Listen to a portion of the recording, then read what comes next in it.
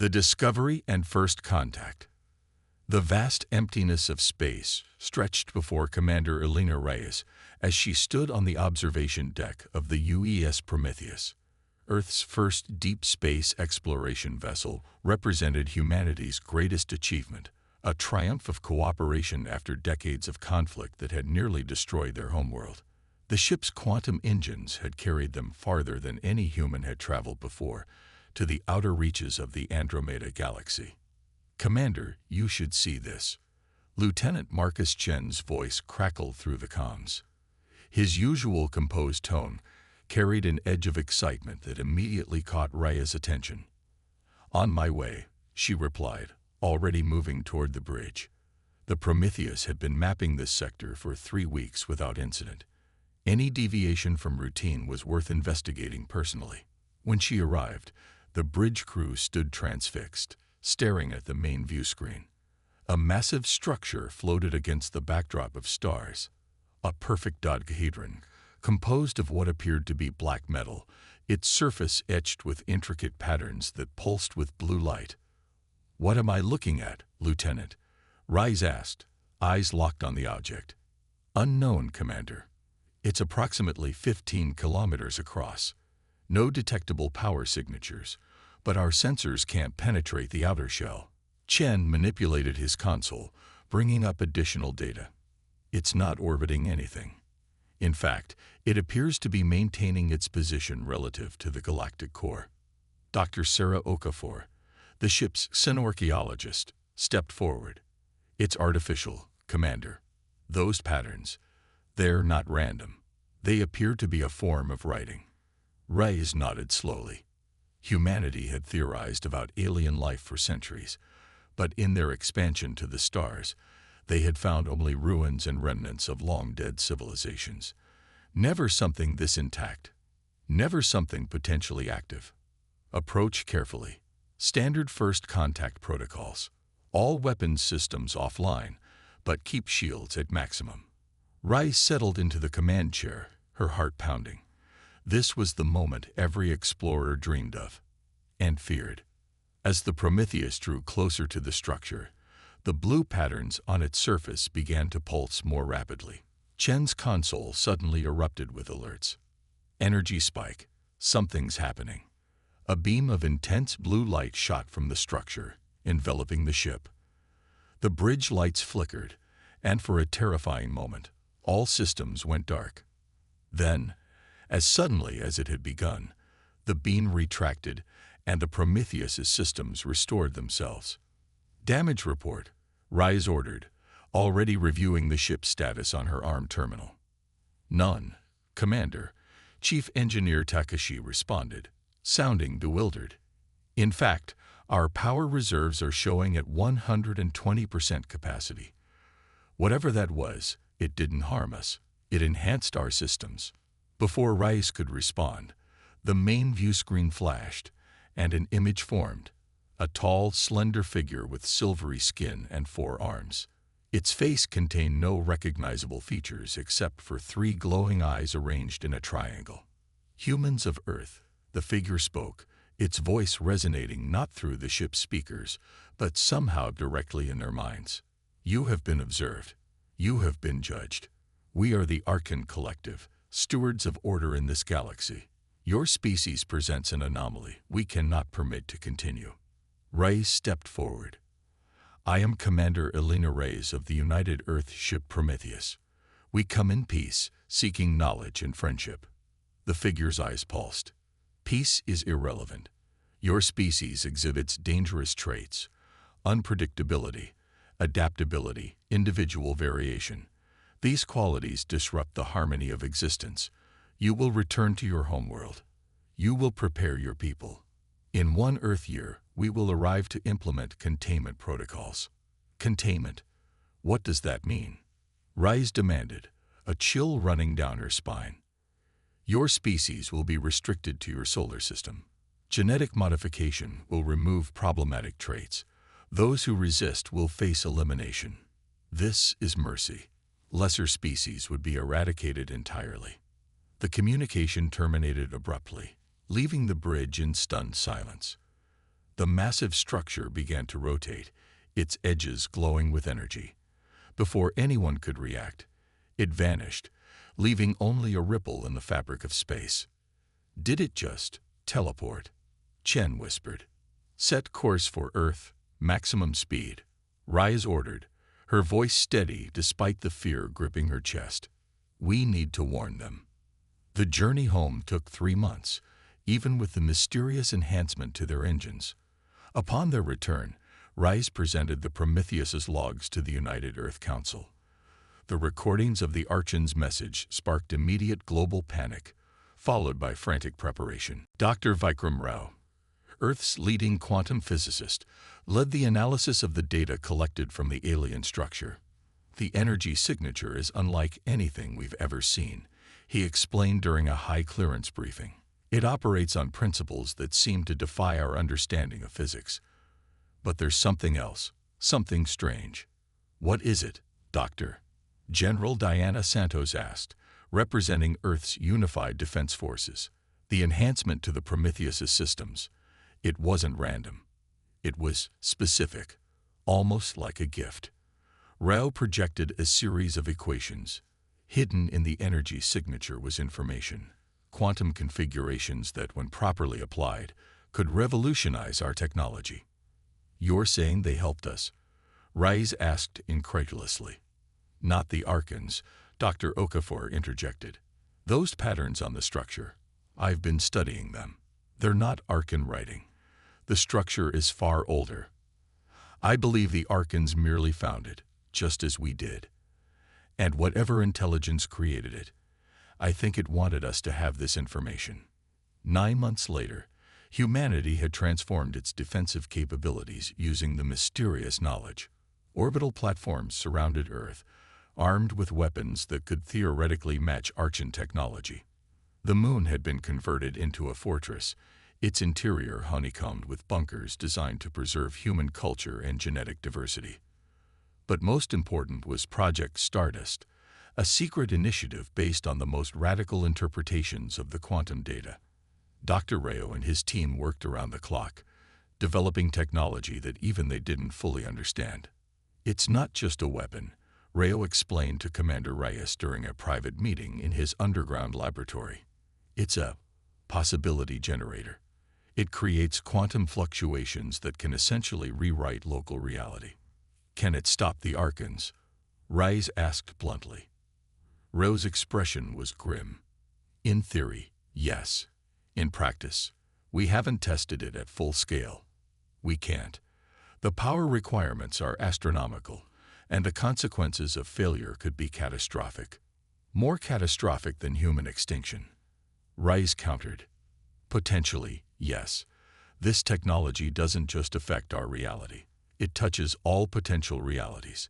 If we miscalculate, we could unravel the fabric of existence itself. 3 weeks before the Archon deadline, their advanced scouts arrived. Sleek, silver vessels that easily evaded Earth's defensive grid. They transmitted a single message. Prepare for integration. Resistance will only increase suffering. Humanity's response was immediate and unified. Every weapon in Earth's arsenal fired simultaneously at the scout ships. The battle lasted less than an hour. When it ended, half of Earth's defenses lay in ruins, and every Archon vessel remained intact. They were testing us, General Santos said during the emergency council meeting, measuring our capabilities. And we failed, someone added grimly. Commander Reyes stood. No, we showed them exactly what they expected. Predictable resistance using conventional methods. She looked around the room. But humans aren't predictable. That's what they fear about us. So let's show them why they should be afraid. The Council approved Project Stardust with a unanimous vote.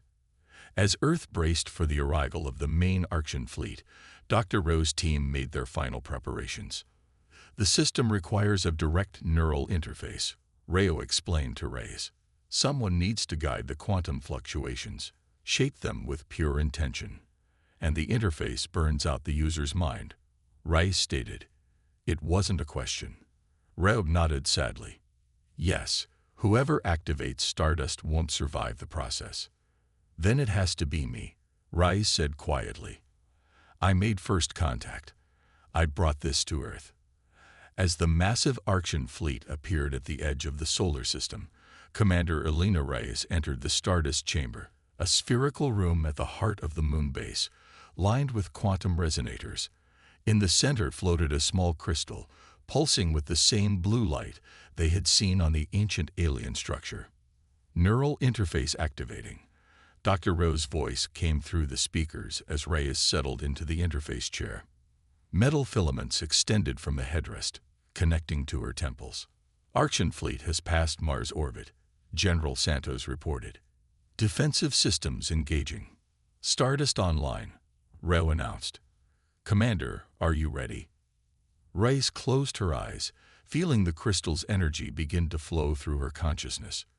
Yes, she whispered, for humanity. The quantum resonators hummed to life, and Commander Elena Reyes opened her mind to possibilities beyond human comprehension. The Oblivion Protocol. The Archean flagship, a colossal vessel the size of a small moon, led the invasion fleet toward Earth. Inside its crystalline command center, Supreme Archean Vexlar observed the approaching blue planet with his 3 eyes. The humans continue to resist, reported Sub-Archean Trell. Their weapons are more advanced than predicted. Expected variation, Vexlar responded dismissively. Their adaptability is precisely why containment is necessary. They introduce chaos into an ordered universe. On the tactical display, Earth's orbital defenses continued firing, their energy weapons creating beautiful, if futile, patterns against the Archean shields. The humans had indeed made remarkable progress since the encounter with the scout ship, but it would not be enough. Prepare the pacification beam, Vexlar ordered. Target their major population centers first. Once they witness the price of defiance, the rest will surrender. Deep within the moon base, Commander Reyes floated in a sea of pure consciousness. The Stardust interface had dissolved the boundaries between her mind and the quantum realm. She could perceive reality not as fixed points, but as probabilities, waves of potential collapsing into momentary existence before flowing onward. Through this expanded awareness, she sensed the Archean fleet, not just their physical presence, but their intentions, their history, their fears. The Archons had spent millennia imposing order on the galaxy, eliminating or controlling any species that displayed too much individual variation. To them, predictability was safety. Uniformity was peace. Commander, the Archean flagship is powering weapons. Dr. Rowe's voice seemed to come from everywhere and nowhere. Our outer defenses are failing. Reyes couldn't respond verbally anymore. Her physical body remained in the interface chair, but her consciousness had expanded beyond its confines. Instead, she focused her intention on the Stardust crystal, which pulsed faster in response. In Earth orbit, General Santos watched with growing despair as the Archean weapons began to target the planet below. The unified defense forces had fought valiantly, but their weapons barely scratched the alien vessels. Humanity's end seemed inevitable. Then something extraordinary happened. A pulse of blue energy erupted from the moon, expanding outward in a perfect sphere. As it passed through Earth's remaining defense platforms, they suddenly glowed with renewed power. Weapons that had been ineffective moments before now cut through Archean shields like they weren't there. What's happening? Santos demanded. It's Stardust. Dr. Okafor exclaimed, staring at her readings. It's rewriting local physics. The Archean shield frequency is now in perfect harmony with our weapons output. On the Archean flagship, alarms blared as shield after shield failed. Impossible, Vexlar hissed. Adjust frequencies. We cannot, Trell responded, panic evident in their mental voice. Something is altering our technology's fundamental properties. Every adjustment we make is countered instantly. The blue sphere continued expanding, engulfing more of the Archean fleet. Vessels that tried to retreat found their engines non-responsive or propelling them in the wrong direction. It was as if the basic rules of reality had been selectively rewritten to humanity's advantage. In the quantum realm, Rice perceived the panic spreading through the Archean consciousness. They were beings of order confronted by something they couldn't categorize or predict. Their rigid minds struggled to comprehend what was happening, which only increased their fear. Rice focused her intention not on destruction but on communication. The stardust crystal pulsed in response, creating a direct quantum link between her consciousness and the Archon collective mind. "See us as we truly are," she projected. "Not as chaos to be controlled, but as possibility to be embraced." The Archons recoiled from the contact, but they couldn't break the connection. Through Reyes, they experienced human history, all its triumphs and failures, its cruelty and kindness, its endless capacity for change and growth. Supreme Archon Vexlar fought against the intrusion, but the more he resisted, the deeper the connection became. "Stop this," he commanded, his mental voice trembling. "Return to order." "Order without growth is stagnation," Reyes responded. "You've spent millennia controlling the galaxy, but have you improved it? Have you evolved?" The quantum link expanded, drawing in more Archon minds. Many resisted, but others, younger ones, less indoctrinated in the collective's rigid ideology, began to listen. They experienced human art, music, literature, the beautiful products of unpredictability. In the moon base, Dr. Rao watched in amazement as the stardust crystal transformed. Its blue light now shot through with silver threads, the color of Archon consciousness. "It's not just affecting our reality," he whispered. "It's affecting theirs, their minds, their culture." On Earth, billions watched as the Archon fleet hung motionless in orbit, bathed in blue light. Hours passed in tense silence. Then, a single Archon vessel, smaller than the others, detached from the fleet and descended toward the moon base. "They're requesting permission to land," General Santos reported, her voice reflecting disbelief. "They say they want to talk." The vessel contained sub-Archon Trell and 12 junior Archons who had embraced the connection with Rice. They entered the moon base unarmed, their silver bodies shimmering under Earth lights. "We have experienced your commander's mind," Trell explained to the assembled human leaders. "She has shown us what we refuse to see. That variation is not chaos but potential. That humanity's unpredictability is not a threat but a gift." "Where is the rest of your fleet?" Santos demanded. "Departing," Trell replied. "Supreme Archon Vexlar and the Elders cannot accept this revelation. They return to Archon space to reconsider their position." "And you?" Dr. Okafor asked. "We wish to learn, to experience, to change." Trell's 3 eyes pulsed with emotion. "Your commander has given us a gift we didn't know we needed." In the Stardust chamber, Commander Elena Reyes still sat in the interface chair, but her physical body had begun to transform. The quantum energies had rewritten her on a fundamental level. Her skin glowed with the same blue light as the crystal, and where her eyes had been, there now shone points of brilliant energy. Dr. Rao approached cautiously. "Commander." Reyes turned to him, her expression peaceful. "I'm still here, Doctor. Just more than I was before." The neural burnout didn't happen as expected. She smiled. "The Stardust Protocol didn't destroy my mind. It expanded it. I exist now across multiple quantum states simultaneously." "Is that painful?" Rao asked, struggling to comprehend. "No, it's beautiful." Reyes stood, the metal filaments detaching from her transformed body. "I can perceive so much more now, including the true nature of the artifact we found, and the beings who created it." Over the following months, humanity began a new chapter in its history. The Archon dissenters, led by Trell, established an embassy on Earth. They shared their technology freely, helping humans repair the damage from the brief conflict. Commander Reyes, now referred to as the Quantum Mediator, revealed that the ancient artifact had been created by a species that had evolved beyond physical form. They had seeded the galaxy with their knowledge, hoping to guide younger species toward a similar transcendence. The Archons found an artifact, but misunderstood its purpose, she explained during a global address. They saw it as a tool for control, not enlightenment.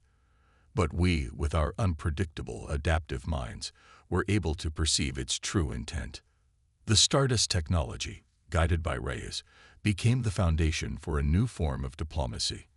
When the main Archon collective eventually returned, with a vastly larger fleet and more destructive weapons, they found not just Earth awaiting them, but representatives from dozens of species the Archons had previously subjugated, all united under the Quantum Accord. Supreme Archon Vexlar demanded immediate surrender. In response, Rise activated the now global Stardust network, creating a quantum field that enveloped the entire solar system. "Your weapons cannot harm us," she communicated directly to the Archon mind. "But we have no desire to harm you either. We offer a different path, cooperation instead of domination." The standoff lasted 17 days. Throughout the galaxy, other species watched and waited. The Archons had ruled through fear for millennia, but now that fear was being challenged by something new. Finally, faced with an opponent they couldn't defeat through conventional means, the Archon collective agreed to negotiations. The terms were simple. The Quantum Accord would remain independent, with Earth as its central world. The Archons would cease their program of forced genetic modification and species containment. "This is not surrender," Vexler insisted during the treaty signing. "It is adaptation." Rise, her transformed body glowing softly with quantum energy, smiled. "Yes, the most human quality of all." 5 years after the Archon crisis, humanity had spread throughout the galaxy not as conquerors but as mediators. The unique human capacity for adaptation, combined with the quantum insights from the Stardust Protocol, made them uniquely suited to bridging gaps between vastly different species. Commander Elena Reyes, now existing as much in the quantum realm as in physical space, continued to guide humanity's expansion. Under her leadership, the Quantum Accord grew to encompass hundreds of worlds. On the anniversary of what came to be known as the Oblivion Day, when humanity had faced extinction and instead achieved transcendence, Reyes returned to the original artifact that had started everything. It still floated in the same position relative to the galactic core, its patterns now familiar to her quantum-enhanced perception. "You were waiting for us," she said, touching the ancient structure. "Not for humans specifically, but for any species that could understand what you were offering." The patterns pulsed in response, and Reyes smiled. The artifact wasn't just a repository of knowledge, it was a test. Any species that approached it would receive exactly the insights they needed, but only those with the mental flexibility to use those insights wisely would survive the encounter. The Archons had found the artifact centuries before, but had been too rigid to understand its true purpose. They had taken the quantum technology and used it to enforce stagnation. Humanity, with all its chaotic potential, had used the same gift to create connection. As Reyes communed with the ancient intelligence embedded in the artifact, she perceived new patterns forming, guidance for the next phase of evolution.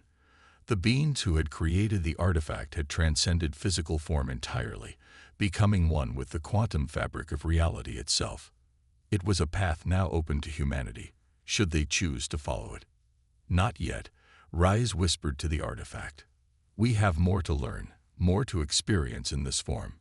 But someday we'll be ready for what comes next." The patterns pulsed one final time, not with disappointment but with patient acceptance. After all, what was time to beings who existed across all possible realities?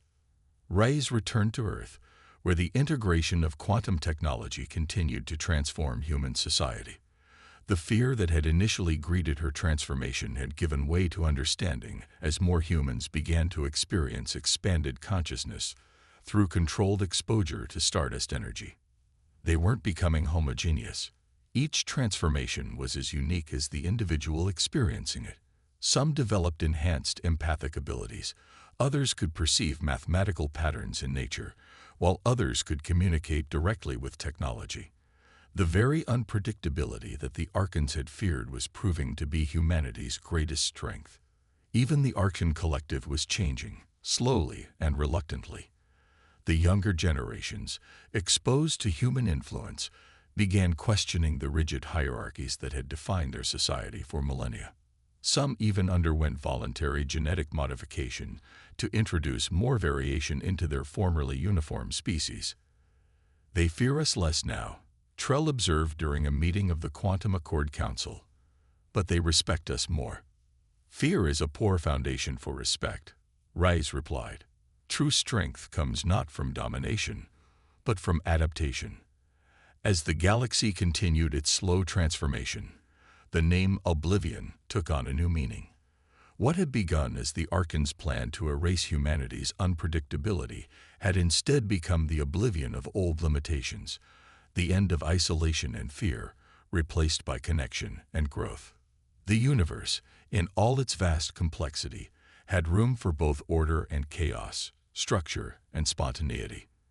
In the quantum dance between possibility and reality, humanity had found its true place, not as conquerors or subjects, but as catalysts for a new kind of cosmic harmony.